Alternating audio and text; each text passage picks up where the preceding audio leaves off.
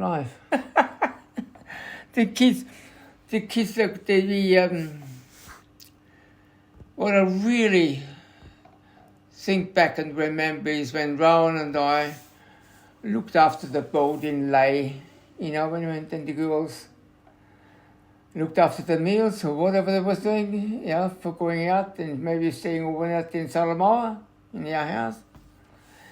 And that was one of the fondest memories.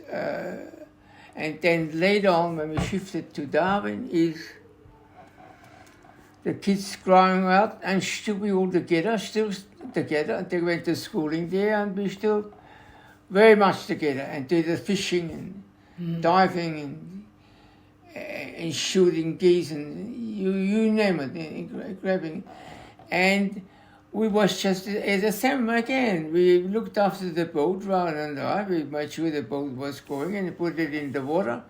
And sometimes 5 o'clock in the morning, and the sun was coming up, right? And this was just ideal living. That was the living you should have. Everyone should have, right? Then we go out to an island, sometimes called Pierce End Island.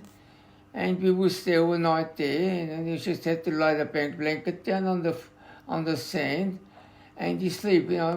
Wake up in the morning. You're a bit lucky that the big turtle didn't went over you. There's the tracks beside me more or less, like a tank, right? And then another one was when they were laying the eggs, right? You have to watch the turtles. You don't disturb them when they're looking for the place, right? You stay away from it. Once they start digging and doing, it doesn't matter. You can watch, right?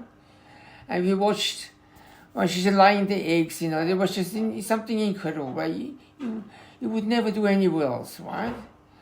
And this is sort of the experiences, and we dived, those days, we dived on all the shipwrecks. There was a lot of shipwrecks from the war, right? But when later on the years, we couldn't anymore because the crocodiles took over, right? And we couldn't scuba dive anymore unless you take a risk, And there are the times where the family was together, we go out for meals together, we were just together. And then the boyfriends come along and things change completely, right? So Jane and I were more or less alone, and then that was good in a way because I was called over to Flores to get water to the people, and it provided about 100 villages, and with the help of the locals, I trained the workshop and bought the right equipment, and we went into it, across rivers, along mountain sides, and up the volcanoes where mainly we get the water.